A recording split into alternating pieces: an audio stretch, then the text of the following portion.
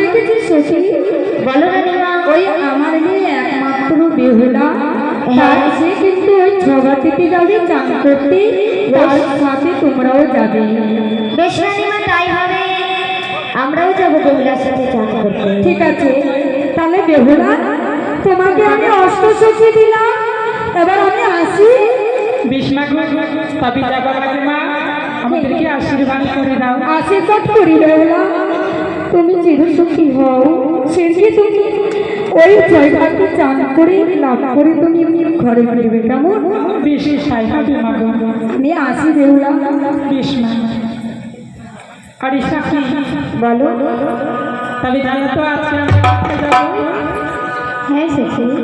তবে আমরা যাবো ওই তীর্থা মুক্তা সাগরে চান করতে, তাই না? হ্যাঁ সখী। বেশ চালো, কিন্তু সাথী এইভাবে না পথ চলতে গেলে ভালো লাগে না।